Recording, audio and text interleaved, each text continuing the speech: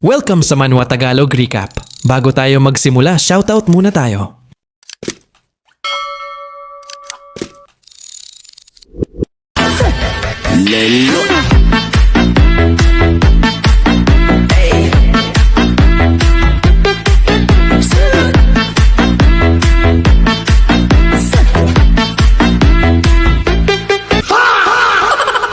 Habang umiikot ang enerhiya ng labanan, isang bagong window ng system ang lumitaw, sinisimula ng susunod na yugto, ang Death Collapse Mark. Agad at napakasakit ang epekto, nagsimulang mabitak at magkapira-piraso ang katawan ni Fang Yi na parang salamin, hudyat na muling nagsisimula ang siklo ng kamatayan. Ayaw sumuko ng halimaw, dinakma nito si Fang Yi at mahigpit na pinisil, inilapit sa mukha nito upang takutin ang taong hindi mamatay-matay. Ngunit sa halip na takot, tumingin si Fang Yi pabalik na may kalmado at mapanuyang ngiti, sa kabila ng mga sugat sa kanyang mukha, hiniling niya sa halimaw na tingnan ang sarili nitong kalagayan. Huminto ang halimaw, nalilito sa kanyang kumpiyansa. Biglang sumiklab ang matitinding apoy sa paligid ni Fang Yi, ngunit mumisi lamang siya, walang pinsala. Kumalat ang apoy sa kamay ng halimaw, at napanood nito sa pagkabigla habang nagiging abo ang sarili nitong mga buto. Kinumpirma ng system na umabot na sa 5 ang death count, at ang halimaw ay hamina na ng 60%. Isa pang abiso ang lumitaw, inanunsyong na-trigger na ang Hell Evil Sin Mark, na lalo pang nagpapabilis sa pagkawasak ng katawan ng halimaw. Umungal ang halimaw sa matinding galit, ngunit wala itong magawa habang patuloy na gumuho ang sarili nitong katawan.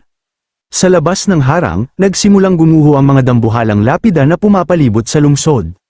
Napatitig si Jiaolan sa hindi makapaniwala, na pagtantong unti-unting bumabagsak ang buong anomaly, agad namang sumang-ayon si Guru Yo at may napansin siya mula sa itaas. Sa kalangitan, naglaho ang maiitim na ulap at pumasok ang liwanag, tumingala si Lin Yi na may maliwanag ng ngiti, magaan ang loob dahil buhay ang kanyang pinsan.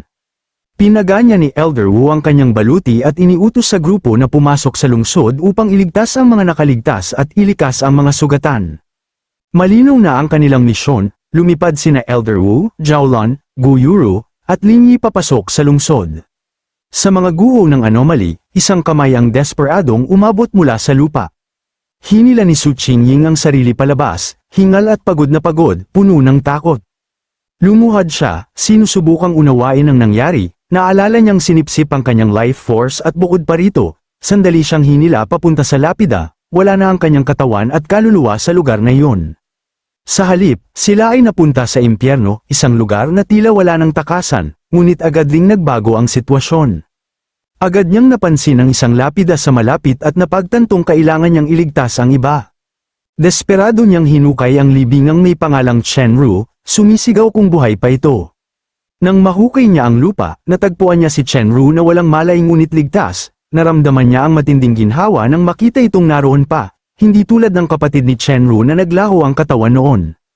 Biglang tumingala si Su Qingying, may naramdamang napakalaking pagbabago sa paligid. Namangha siyang pinanood habang ang umiikot na berdeng vortex sa langit ay nagsimulang mabitak. Bumagsak sa lupa ang dambuhalang bungo ng halimaw.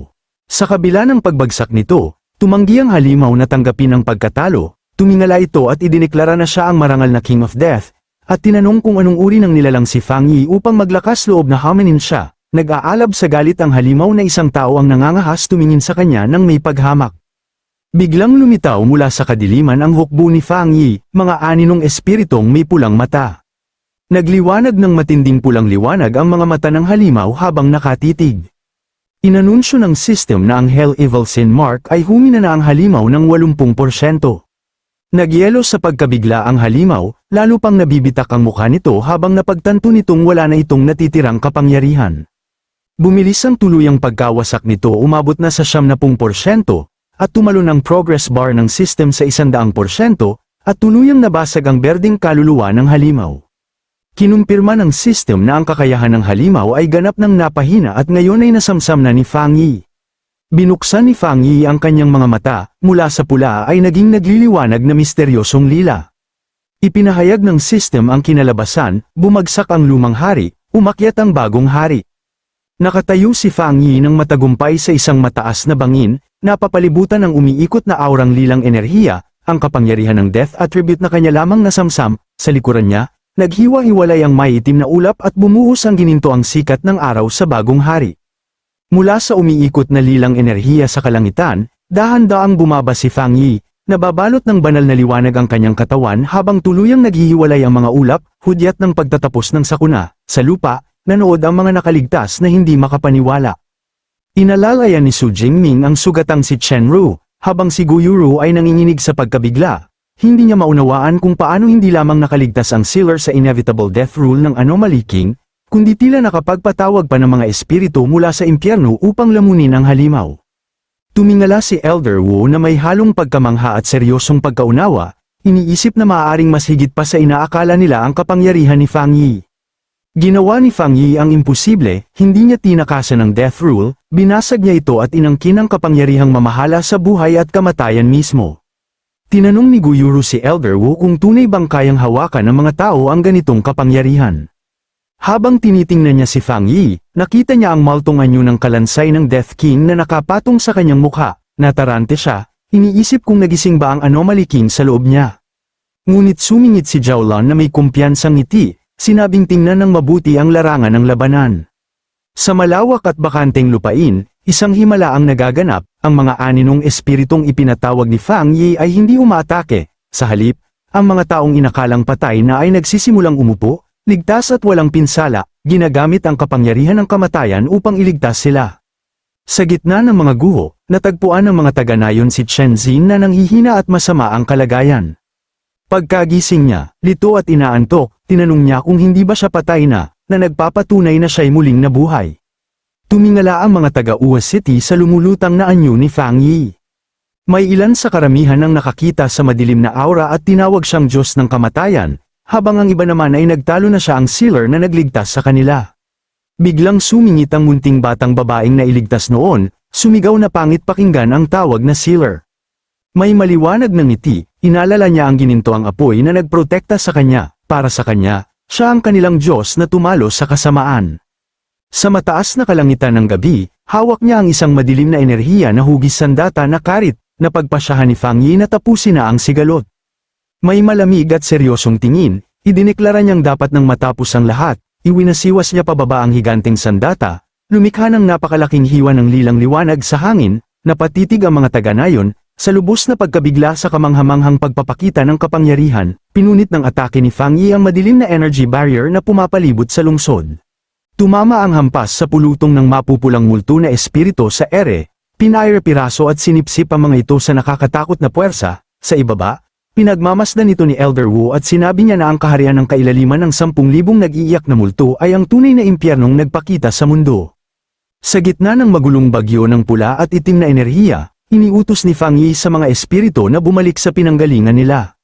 Pagkatapos, inilipat niya ang kanyang enerhiya, ginamit ang Yang attribute upang magsagawa ng malawakang purification, iniunat niya ang kanyang kamay at nagpakawala ng nakakasilaw na alon ng gininto ang liwanag upang hugasan ang natitirang death energy.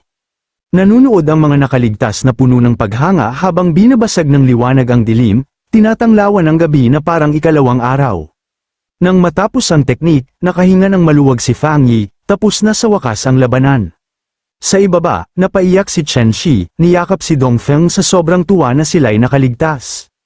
Alam ni Fang Yi na ang pakikipaglaban sa King of Death ay kumonsumo ng napakalaking bahagi ng kanyang espiritual na lakas, at ikinababahala niya kung anong hindi pa nalalamang mga epekto ang maaaring idulot ng Death Brand na kanyang inangkin. Dahan-daang bumaba si Fang Yi mula sa langit at marahang lumapag sa gitna ng mga guho. Bigla siyang nabigla nang sumugod si Lin Yi at mahigpit siyang niyakap, sumisigaw sa ginhawa para sa kanyang kapatid, nalito si Fang Yi. Ngunit marahan niyang inaliw ang kanyang pinsan, tinapak ang ulo nito, sinabi ni Lin Yi na labis siyang natakot na baka patay na siya. Ngunit ngumiti lamang si Fang Yi at tiniyak na maayos ang lahat. Biglang napansin ng matalim na mata ni Fang Yi ang isang tao sa malapit. Lumingon siya at nakita si Su Qingying na may maliwanag na ngiti, nagpapasalamat sa kanya, bahagyang nalito si Fang Yi. Tumingin si Su Qingying lampas sa kanya, patungo sa mga nakaligtas, kung saan ang kapitan ng Uwas City na si Chen Ru ay nakaupo sa lupa, umiiyak sa ginhawa habang niyayakap ang kanyang kasamahan. Pinanood sila ni Fang Yi na may mainit na ngiti, na pagtanto na buhay pa ang kapatid ni Chen Ru. Sa isip niya, sa gitna ng lahat ng malas, ang mailigtas siya ay isang bihirang biyaya. Samantala, mas mabigat ang damdamin ng mga pinuno, tinanggap ni Elder Wu ang huling ulat ng pinsala. Malagim ang tanawin, mga hanay ng mga bangkay ang nakapila. Ayon sa ulat, halos kalahati ng populasyon ng Ua City ang nawala, karamihan ay mga ordinaryong mamamayan. Sinabi rin na sa 1,500 pioneer na dumating upang tumulong, 50 ang namatay, 30 ang nawawala, at mahigit 1,000 ang nasugatan. Napapikit si Elder Wu sa lungkot, at nagsalita tungkol sa pangangailangang muling itayo ang lungsod at tiyaking mabibigyan ng sapat na kompensasyon ang mga pamilya ng mga biktima. Nakatayo sa likuran niya si Guyuru at idinagdag na tutulong din ang Shen City sa muling pagbangon ng winasak na lungsod. Si Jiaolan naman ay napayuko, puno ng pagkadismaya. Tinanong niya ang kanyang guro kung maaari na bang isa publiko ang pagbawi ng espiritual na enerhiya. Sinasabi na pakiramdam niya ay wala siyang silbi dahil hindi nila nailigtas ang lahat habang nagtatago pa rin ang mga lihim. Tumingin si Elder Wu sa kanya ng may katatagan, at ipinaliwanag na ang ganoong kalaking desisyon ay hindi nila basta maaaring desisyonan. Sinabi niya na ang mga ordinaryong tao ay hindi kasing hina ng iniisip niya, at marami na ang nakahula sa katotohanan at naghahanda para sa hinaharap. Ipinatong niya ang isang nakaaliw na kamay sa balikat ni Jiaolan at sinabing hindi niya kailangang akuin ang bigat ng buong mundo. Kahit wala ang awakening bilang mga Pathfinder, ginagamit pa rin nila ang sarili nilang mga abilidad. Ngumiti si Guyuru at sinabing ang orihinal niyang pakay ay makilala ang Sealer, ngunit nakikita niyang hindi na kailangan ang kanyang tulong. Pinanood ng mga lider habang napapalibutan si Fang Yi ng mga masiglang pioneer na nagbubunyi, napagtanto nila na ang labanang ito ang naglagay kay Fang Yi bilang isang sentral na figura ng bansa. Isinisigaw ng karamihan ang kanyang pangalan, tinatawag siyang kanilang Diyos at nagpapasalamat sa pagliligtas sa kanila. Samantala, naramdaman sa buong mundo ang epekto ng labanan. Alam ni Elder Wu na ang hayagang paglalantad na ang pioneer ng Xia Nation, ang Sealer, ang tumalo sa Anomaly King ay isang makapangyarihang babala sa ibang mga bansa. Nagkukumahog ang mga espiya mula sa iba't ibang bansa sa pangangalap ng impormasyon, ngunit nabibigo dahil wala pa rin silang alam sa tunay niyang kakayahan. Nauunawaan ni Elder Wu na kapag lumabas na sa publiko ang mga detalye ng insidente sa Ua City, maniniwala ang mundo na nalutas ng Xia Nation ng batas ng hari sa pamamagitan ni Fang Yi, isang bagay na hindi nagawa ng alinmang bansa. Dahil sa takot na ito, hindi mangangahas ang ibang mga bansa na kumilos laban sa Xia Nation. Ang tagumpay ni Fang Yi ay nagbigay ng napakalaking estratehikong bentahe sa kanyang bansa.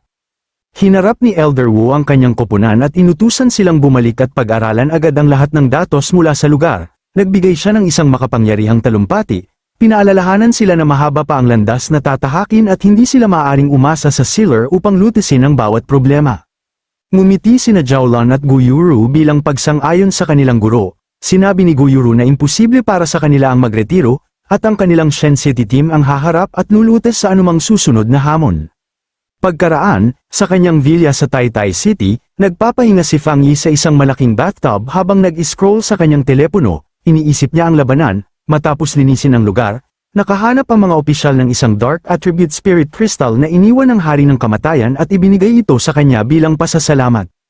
Hawak ang kanyang telepono habang binibilang ang kanyang mga gantimpala. Naalala niya ang Yang Attribute Spirit Crystal na ibinigay sa kanya ni Chenru noon. Dalawang kumikislap na kristal ang sa kanya ngayon, ang lilang Dark Crystal at ang gintong Yang Crystal. Napagtanto niyang mayroon na siya ngayon ng dalawang top-tier Attribute Crystals. Tumayo si Fang Yi mula sa tubig at nagpa siyang kumilos kaagad. Kahit nakaraniwang nagbabanggaan ang light at dark attributes, naisip niya na dahil kinilala siya ng sistema bilang bagong hari ng kamatayan, ayos lang ang pagsipsip ng dark energy. Inilabas niya ang lilang kristal sa kanyang kamay at hinayaang umikot sa kanya ang dark energy. Lumitaw ang isang system window na nagkukumpirmang natukoy ang dark attribute at nakilala ang spirit crystal. Inanunsyo ng sistema na sinisimulan nito ang isang ultimate calculation at nagsimulang lumikha ng bagong teknik. Di naglaon, inanunsyo ng sistema ang isang bagong dark attribute technique na tinatawag na Death Walk. Kapag ina-activate ito ni Fang Yi, nababalot ng lilang anino ang kanyang katawan. Ipinaliwanag ng sistema na pinahihintulutan siya ng kasanayang ito na mag-teleport sa pamamagitan ng dilim. Naisip niya na kahit misteryoso ang tunog nito, isa lamang talaga itong teleportation skill.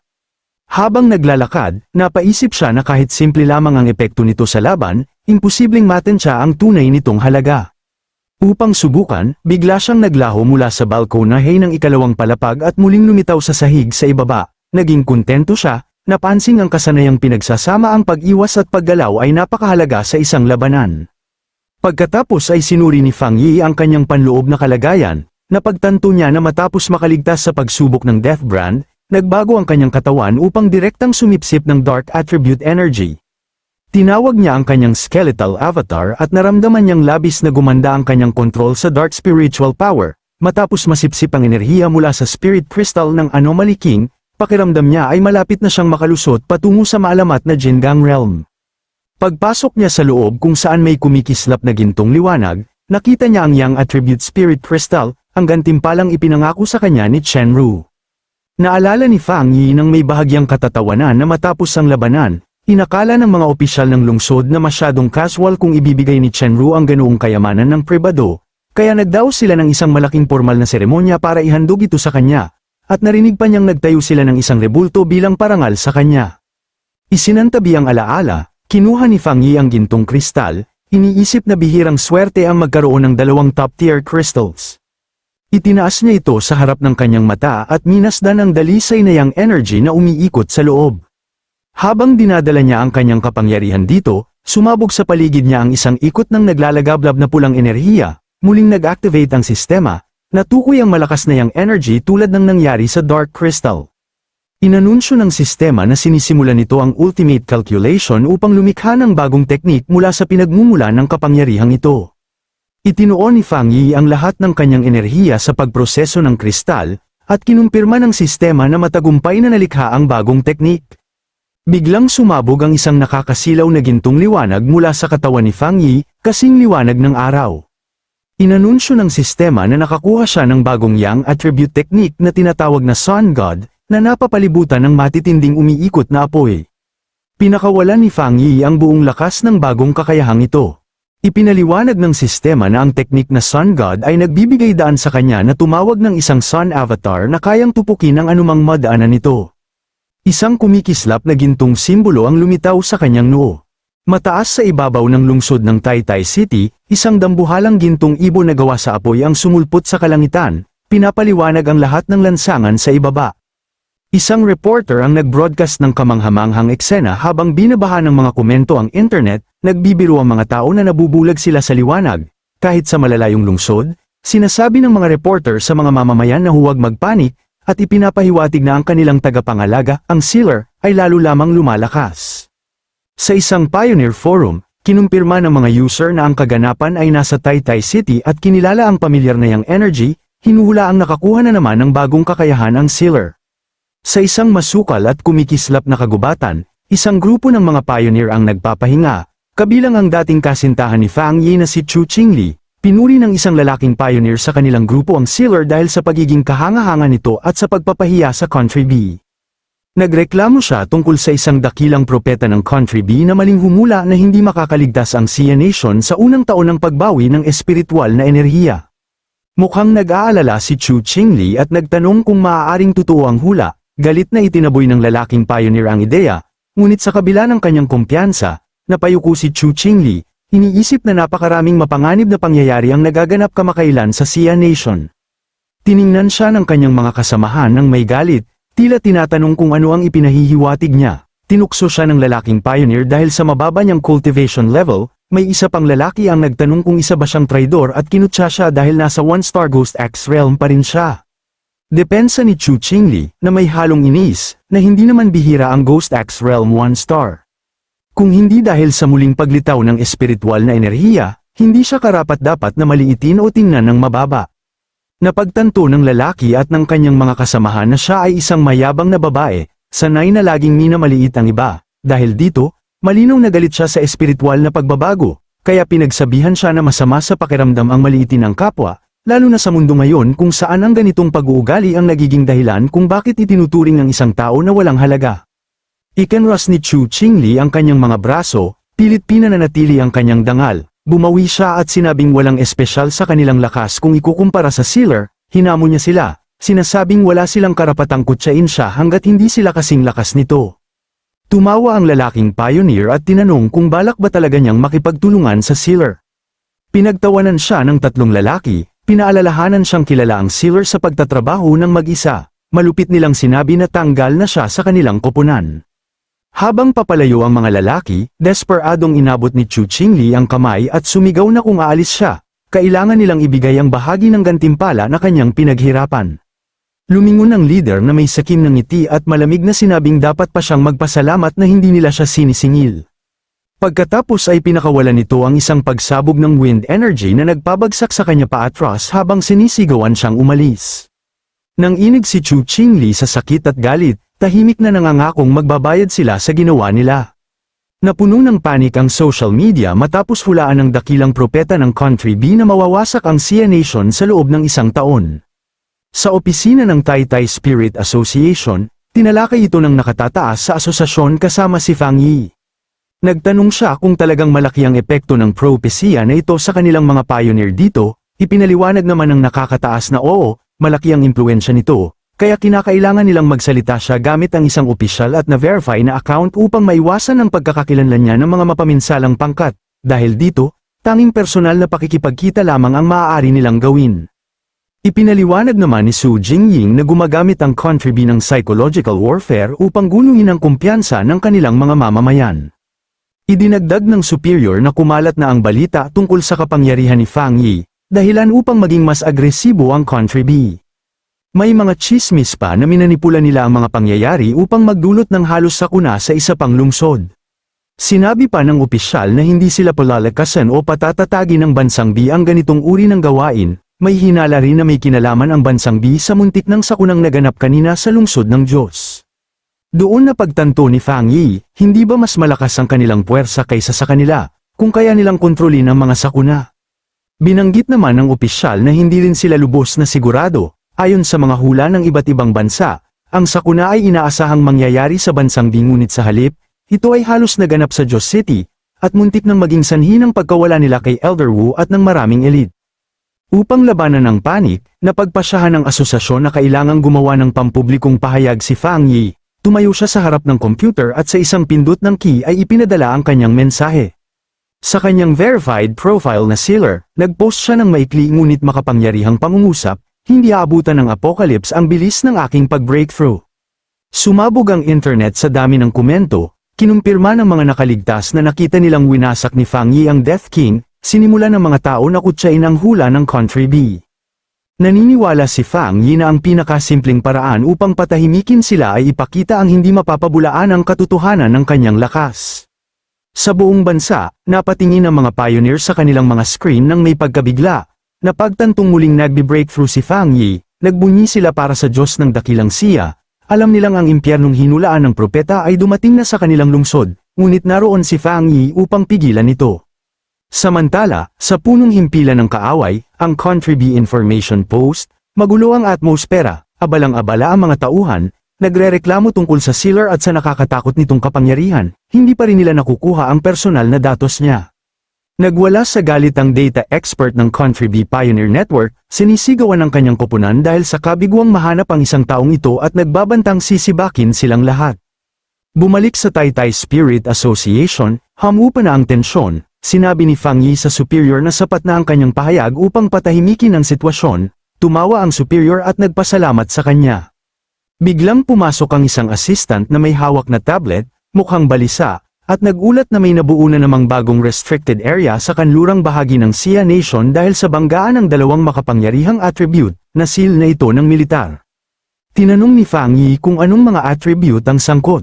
Ipinaliwanag ng assistant na halo ito ng Yang attribute at Dark attribute. Dahil sa paglalaban ng dalawang magkasalungat na puwersa, lubhang mapanganib ang lugar, ngunit naglalaman din ng napakalaking oportunidad. Idinagdag sa mensahe na si Mystic Gu Yuru mula sa punong himpilan ang partikular na nagpadala ng abiso para sa kanya. Inaanyayahan siyang pumunta kinabukasan ng umaga. Agad na pumayag si Fang Yi, kinuyam niya ang kanyang kamao, iniisip na ito ang perpektong pagkakataon upang subukan ang kanyang dalawang bagong kakayahan. Di naglaon, sa tigang na tanawin ng kanlurang Sia Nation, isang convoy ng mga sasakyang militar ang tumungo sa isang umiikot na vortex na kilala bilang Black Sun Pool. Huminto ang isa sa mga armored vehicle at bumaba sina Fang Yi at Zhao Lun. Napansin ni Fang Yi na kailangan nilang magsama ng napakaraming tao para sa pagmamanman dahil sa itim na hangin at kurtina ng ulan, isang likas na hadlang na kailangan nilang lampasan. Tumingin siyang kalmado sa harap ng bagyo, Minamasdan ang kahanga-hanga ngunit magulong banggaan ng yang at dark attribute sa loob. Sa tabi niya, tinanong siya ng koponan kung handa na siya. Nakatayo sa harap ng napakalaking buhawi ng madilim na enerhiya. Naghanda si Fang Yi na harapin ang bagong hamon.